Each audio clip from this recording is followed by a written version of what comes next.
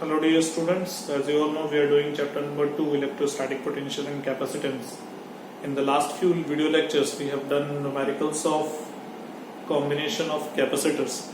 And the last lecture was very important because we have done some questions which are out of track, okay, which is not simply based on the combination but they are a bit of higher level also, and they are very important for the board examination as well as for the competitions. Today we are going to start dielectric segment of the chapter. In this we will study how the capacitance can further be increased by introducing a dielectric slab between the plates of the capacitor. But before that, let us understand what is a dielectric. Actually, when we divide the materials into two on the basis whether they can conduct electricity, they can conduct the flow of charge. So there are two different categories. One is conductor, or as we all know, and another is insulator. Okay, in insulators there is a particular case when insulator allows local movement of the molecule. When I say local movement, what does it mean? Like suppose if it is an insulator, if it is a conductor, it has excess number of free electrons. Okay, means free electrons are there, not excess, but free electrons are there which are comes out of the atom. Okay, and they become free electron. Now they can conduct electricity, they behave as a charge carrier. But when we talk about insulators, in insulators what happens? If this is an atom, positive and negative, total the nature of the atom is neutral. Okay, now if I say it allows local movement, what does it mean? This atom can rotate itself. It allows its movement without actual movement of the atom, right? No charge will move, but they can move inside the atom. Like if it can rotate, the negative sign will be here, positive sign will be here. If it can be in an electric field. Okay, this atom will rotate itself and it forms the new arrangement will be like this. So if insulator allows such movement, that local movement, then insulators are called simply dielectrics. Okay, insulators are simply called dielectrics if they allow local movement of atoms. Is it clear? So dielectrics are basically insulators which allow local movement of atoms if they are kept in an external electric field. Okay, so what is the difference between dielectric and insulator? Insulator is an insulator, it is a bigger category, and out of that there is a subset of dielectric which allows local movement of molecules. Is it local movements? Because as the molecule is not moving actually, but it can rotate at its place only. Okay, translational motion should not be there. If you are in 11th, you must have heard the terms translational motion, rotational motion. So translational motion is not there, only rotational motion is there. And the molecule can rotate. The charge within the molecule can shift themselves a bit. Is it clear? But no actual movement of molecule is there. No actual movement of charge is there. Okay. So this is what a dielectric is. Now dielectric is of two types. Dielectric is of two types. One is called polar, another is called non-polar. Dielectric are two types. One is called polar, another one is called non-polar. What they do mean, polar and non-polar? You must have heard a term dipole. What is a dipole? The arrangement of two equal and opposite charges, minus q and plus q, separated by a distance, is called a dipole. Okay. From dipole, that polar and non-polar comes. From here we have defined dipole moment. Dipole moment. What is that? What is dipole moment? Charge multiplied by separation. This is what we call dipole moment, and it is a vector quantity. Its direction is from negative charge to positive charge. We have done it. Okay, we have done in the first chapter. In this chapter also we have done it. Okay, because of dipole we have calculated the potential. Now in polar molecules what happens? We get the dipole moment. we get the dipole moment because the arrangement of negative charge and positive charge in such a manner that there is a separation between them, and because of that separation we get dipole moment. What I mean to say that negative charge centers, the center of negative charge, the center of negative charge does not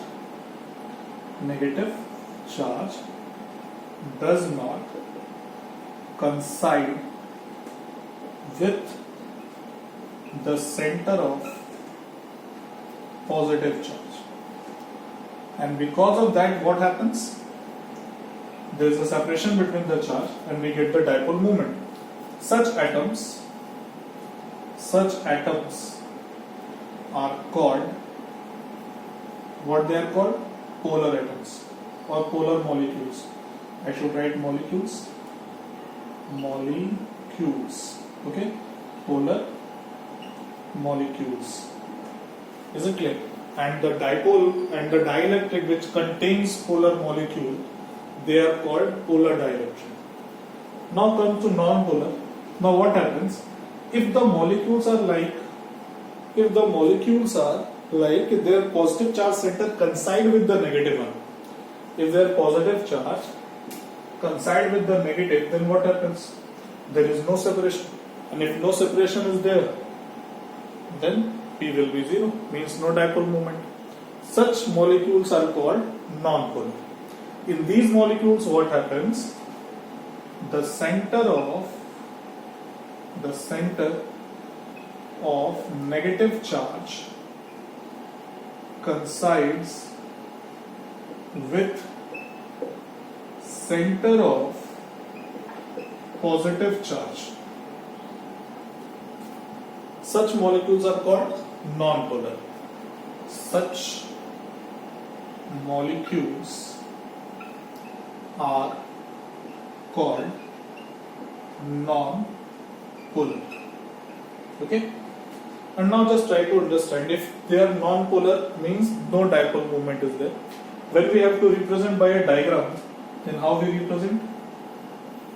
For non-polar, we make such diagrams.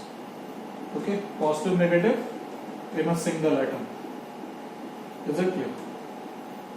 And for this polar, since dipole moment is there, and for dipole moment we denote arrow. So for polar molecules what happens? Dipole moment is there, but it is in random direction, right? It is in random direction. Anywhere it could be. It is in random direction, random oriented, right? So if it is in random oriented, then what happens? Net dipole moment becomes 0. Random orientation is there of dipole moment, and therefore net dipole moment is 0. In this case, all the atoms have 0 dipole moment. So in that case also, the net dipole moment is 0. But what happens? Let us try to understand when they are kept in an external electric field, how they behave. Okay, these are the conceptual things. Okay, these are the conceptual things. This must be clear. Let us understand for polar one. Polar molecules are like their dipole moment is randomly oriented. Anywhere it could be. Okay, anywhere.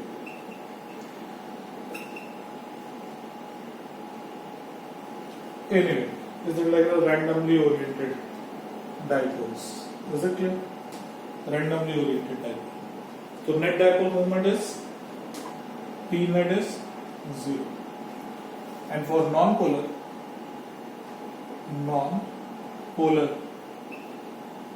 the earlier dipole moment is 0. And because of that, if we make some atoms to understand, okay? Sorry, I said atoms, molecules, plus minus, plus minus, plus minus, plus minus, plus minus, plus minus. Okay? So here also the net movement is 0. Is it clear? The net movement is 0. Because it is not there. In this case it is randomly oriented. Okay? Now what happens if they are kept in an external electric field? Suppose I have placed them in an external field. I have put two plates. One is positive, another is negative charge. And we keep this dielectric slab over here. What will be the effect? If a dipole moment is represented by this arrow, it simply means here it is negative and here it is positive. Where the negative charge will tend to move, obviously towards the positive, and where that positive charge will tend to move, obviously towards negative.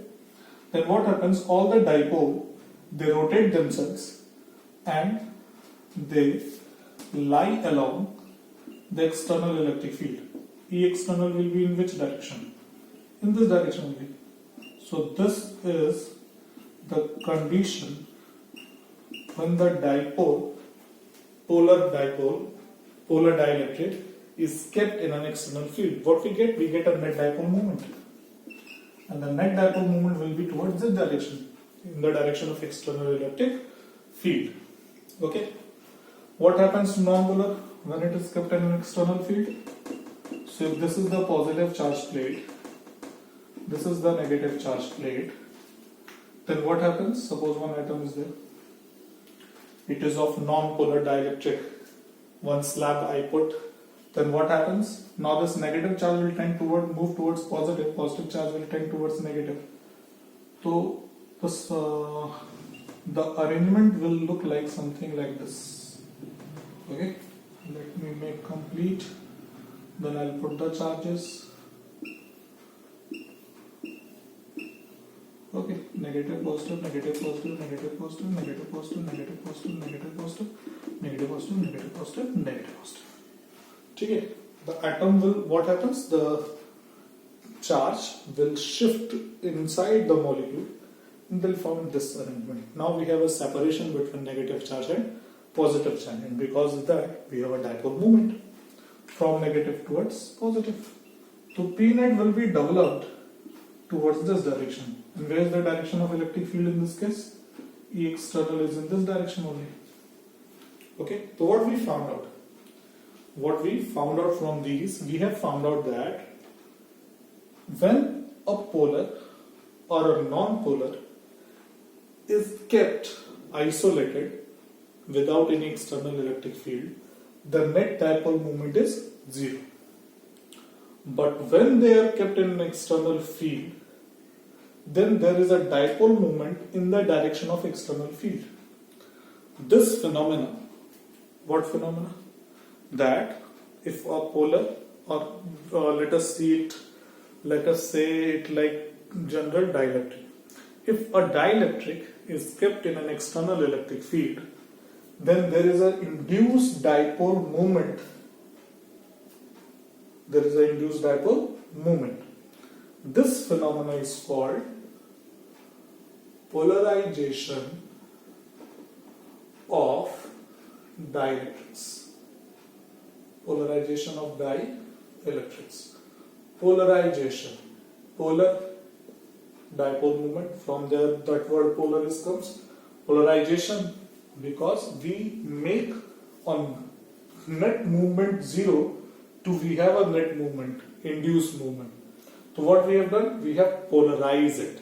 Earlier it was not a polar, atoms were polar, molecules were polar, but anyhow the total, however the total dipole moment was 0. So it was not behaving as a dipole. But right now we have a net moment. Here also we have a net moment. So basically what we have done, we have made a slab from non-polar to polar. And this is why it is called polarization of dielectrics. Right? This is why it is called polarization of dielectrics. Okay? Now in polarization, what is the effect? What is the effect? Why we are studying it? Just see, in polarization what happens? From here you can see. If we talk about negative charges and positive charges, the negative charge at this side, positive charge at this side, they are almost on the surface. But when we talk about electric field of this positive charge and this negative charge, since they are opposite, they are equal, their electric influence inside the dielectric can be neglected because they are so close to each other so that they can cancel each other electric influence. What I am trying to say is, if we talk about electric field due to polarization only, electric field due to polarization. So electric field of this positive charge and this negative charge, since they are very close to each other, they are equal, they are opposite. If we put one negative charge with a one positive charge, then obviously the electric field will be zero because then there is no net charge. Positive, negative, positive, negative. Because of these neighboring charges, the field is zero. What will happen? Only the negative charge of this side and positive charge of that side, only this will be left. And because of that, an electric field exists over here, which direction is from positive to negative. This field is what? Electric field due to polarization. And there is one more field that is called E external, external electric field. So now electric field due to polarization is just opposite to the external field. So if I want to write the net field inside the dielectric, then it will be E external, or it can be written as E naught, which exists in the vacuum. External field written as E naught minus electric field due to polarization. Is it clear? E net is equal to what? Electric field due to external plates, that is the electric field in the vacuum, minus electric field due to polarization.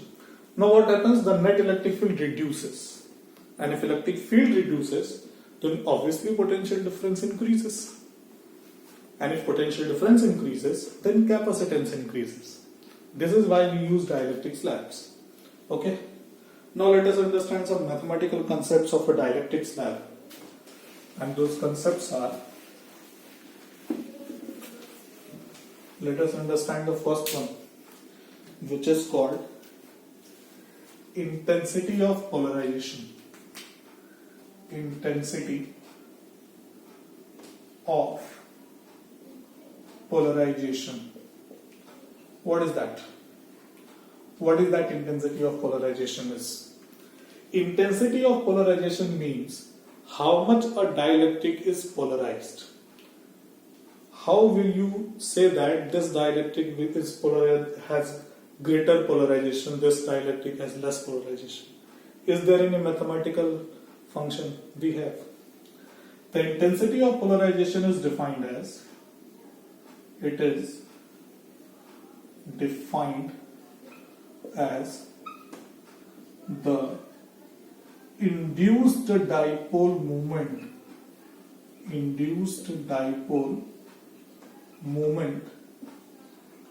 per unit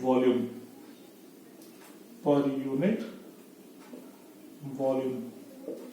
That is, it is denoted by P. Induced dipole moment, let us write by Pi upon what? Volume. Okay. Induced dipole moment per unit volume, right? Okay. Now that induced dipole moment can be written as charge which is induced multiplied by charge is induced which is due to polarization is toward these negative charges and these positive charges which are almost on the surface. Multiply by, suppose the thickness of the dielectric slab, this thickness is D. So charge multiplied by D upon volume. Volume is area of cross section multiplied by D. Area of cross section multiplied by D. D and D will be cancelled out.